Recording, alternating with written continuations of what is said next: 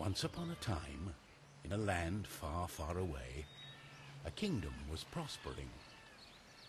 But peace could only last so long.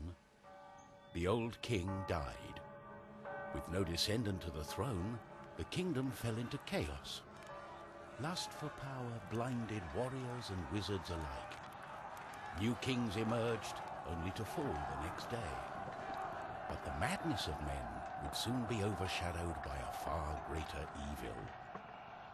The magic that once gave life and good fortune had transformed into something sinister. One by one, grave by grave, the dead began to rise, feeding off the energy that grew stronger with each passing night. Fear spread throughout the kingdom, and it was soon abandoned. But something was about to happen that would change the course of history. On the outskirts of the kingdom, near the Astral Academy, a thief carried out her cunning plan. She had learned of an ancient object of tremendous value. The Astral Academy, left to rot in the face of the terrible enemy, had no one to keep the treasure safe. The time was right. Everything was perfect. She had made her way to the castle and would soon lay her hands on the treasures she so desired.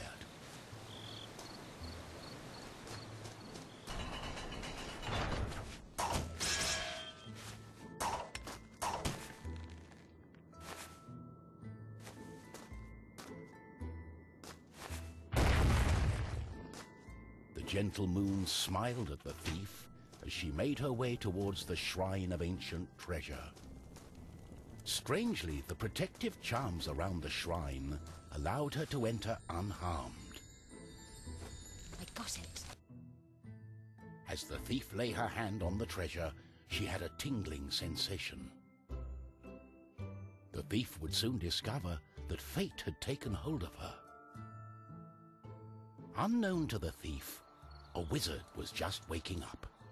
The wizard had taken a look in the spyglass and seen the terrible undead army. He was keen not to die. By my trousers, I must escape. He had been studying the stars and trying hard to learn the elusive fireball spell that all wizards ought to know. Of course, that was a lie. For you see, the wizard had a certain reputation with the ladies. What he had really been up to was the creation of a fake fireball potion that would have impressed the ladies and improved his status. The potion had backfired, causing a fortnight of sleep.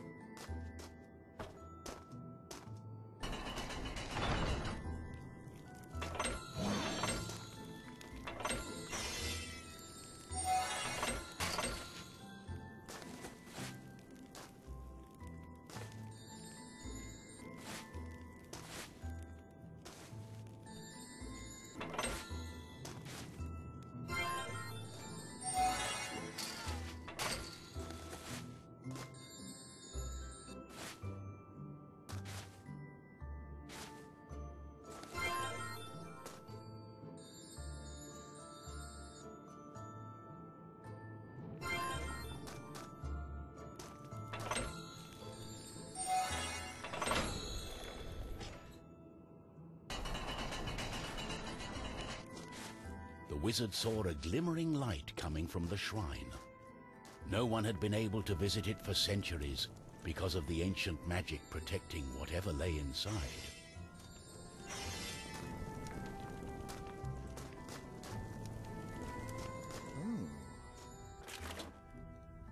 Darling, why the painful look on such a pretty face? What is this object you are holding on to? How did you get here? The wizard touched the thief's hand, and then the object. His hand got stuck. What kind of trickery is this? For once, the wizard was more interested in magic than anything else. He was also afraid for his dear life. But there was someone nearby who welcomed a challenge. At the other end of the Astral Academy, a knight had been practicing his own skills to battle the undead and prove himself worthy of joining the king's army. Between me and you, he did not quite understand what undead meant, but this was his chance to be the bravest knight of all. The knight felt it was his duty to protect the Astral Academy during this time of despair. He was on the lookout for anything unusual.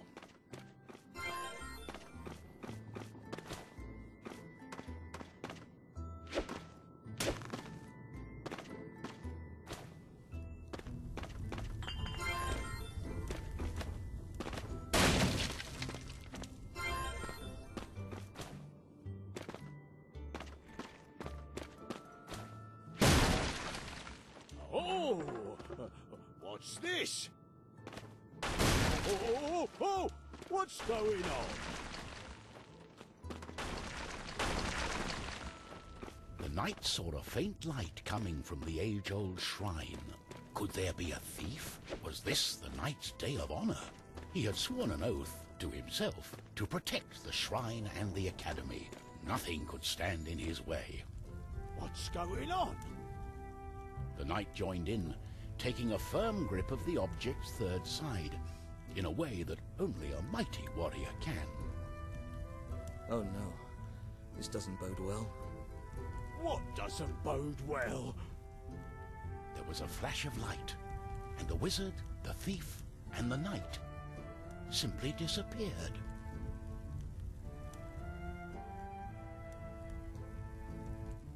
Our new heroes were overwhelmed by the effect of the mysterious object.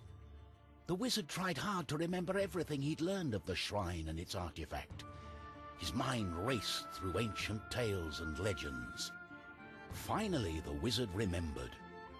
The treasure, the ancient object, was a device that could bind souls together. How it worked, he did not know. But he knew that it was connected to the legend of the Guardian, whose earthly remains had been buried in the catacombs deep underneath the Astral Academy. The tomb resided right below the shrine. The wizard could not explain it, but he was sure the object was called the Trine. The knight didn't care. A more pressing concern was on his mind.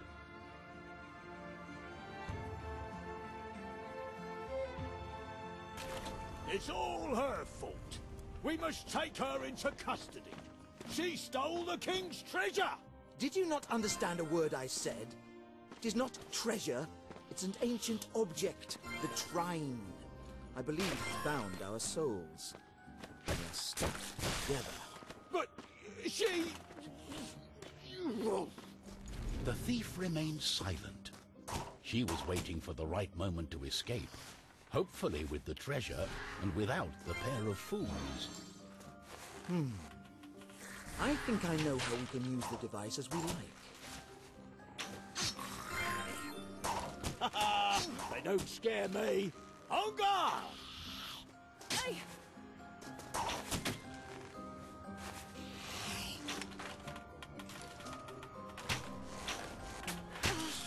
Hello everyone, this is James. I'm with Fritz again, and we will be, well, I'll be playing Trine 1. He'll just be sitting here watching me fail. Really gotta apologize for the bad play right here. I'm not normally bad with platformer games, but for some odd reason I just really fell apart. Fritz, say hi. Hi. My ears. Guys, you're not gonna hear it that loud, but that was loud. We have to find a way to reverse the spell, to undo the magic. So basically, what's going on here, James? I'm you're playing as a archer, a mage, and a knight. And, well, the archer's the thief, but, I mean, if you were listening to dialogue, you probably already know that. Basically, they're just trying to get to the tomb that's under the place where they just were, which was the shrine. And they're trying to figure out what that ancient stone was and why they're bound to it and what they're supposed to do. Because they're trying to undo the magic, so to speak. So, where did this Trine put them? Like, is this an alternate universe? No, this is still the same planet. This is under the Astral Academy, which is where you started. This is just basically a dungeon under the Astral Academy. And why did it teleport you there? It's the game. I mean, the shrine. The shrine is basically trying to lead them on to destroy the darkness, I suppose you could say. It's kind of hard to explain logically in that sense. But basically the shrine is trying to destroy the darkness and get rid of all the evil. So it's taking you wherever it thinks you need to go to accomplish that. Oh, okay, now that makes sense. So why is the character you're playing as right now look like a KKK member? Because she is a thief. Yeah? So that means, is she racist too? I would imagine not. Okay. I can't be certain because I don't believe there's any actual other races in this game. I believe they're all Caucasian. So the game developers are racist then? Maybe. I'm not 100% sure on that. It's very possible. Okay. I'm not going to rule it out, but I'd really like to think otherwise. So that explains the KKK appeal. Yeah, I guess, but the same could be true for the Assassin's Creed robe, if you want to look at it from that perspective. I guess so, but it didn't look as much as KKK as this woman did, in my opinion. Maybe so, but... because there was like red in there and other colors. It wasn't just white. This is like pure white, like 100%. And it's well, like covering on the mouth. First Assassin's Creed game, to be fair, it was mostly white. Yeah, it's mostly white, but there's some red in there, and like his mouth and face, like his face and everything wasn't really covered besides the hoodie. Like this woman's got the hoodie and the whole like bandana thing going around her mouth and stuff. It kind of looks like, yeah. But she is a thief. Let's keep that in mind. There is no justice there. She steals black babies. Maybe. Okay, we're done with the racist subject. Yeah, let's please end that. Okay, and then we got this. We have a mage who can conjure up boxes and later on straight platforms, and he'll be your map breaker basically. You want to use him just to get around the map for the most part. He's not really a fighter. You have the archer who's also very good for maneuvering around, but can also handle long-range battle. But she's kind of worthless until you get the fire arrows, in my opinion. And then you have the knight. The knight is my personal favorite when you combating the skeletons, but there will be some situations where I won't be able to use him, aka whenever I die while using him. But most of the time you'll see me use him, and also he's good for blocking those fireballs. So that's basically all the explanations you need for knowing what's going on right now. Aside from the fact that I'm playing on hard mode right now, so if I die I'm really gonna be screwed because you can only come back with like 2 health that will let you take 2 shots of damage, which makes the game kind of hard. We'll probably move it to medium difficulty later just to keep from repetition. You also said that this was going to be 100%, right? Yes. To my knowledge anyway. If I miss one, then I'm an idiot and you'll have to forgive me. But I'm going to every one that I'm aware of. and I'm almost certain that I know where every one of them is, but if I forget one along the way, well, I'm sorry.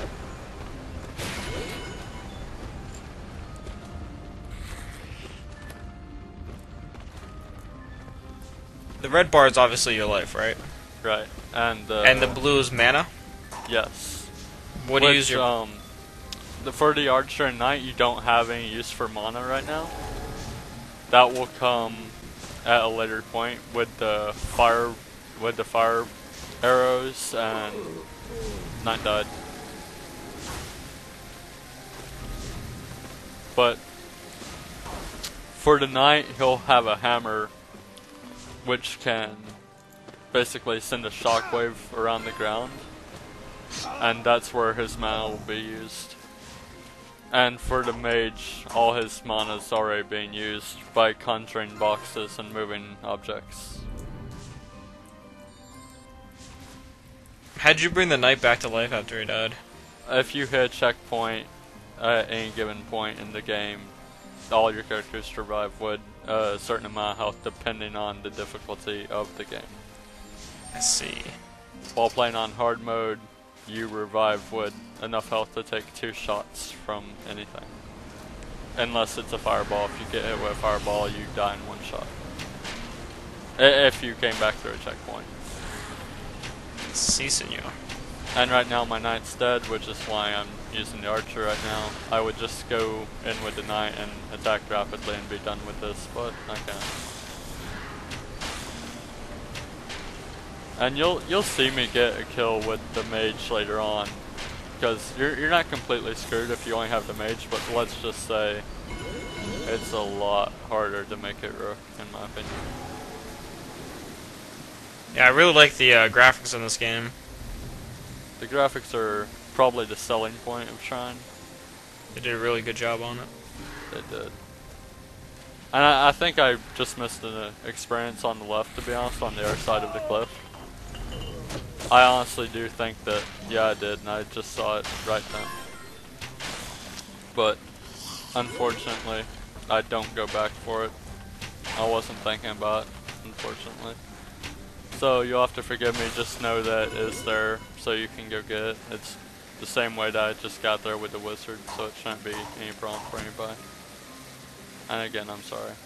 And the thief just had a box fall on her head, and she's perfectly fine. What the fuck? Video game logic. I know, right?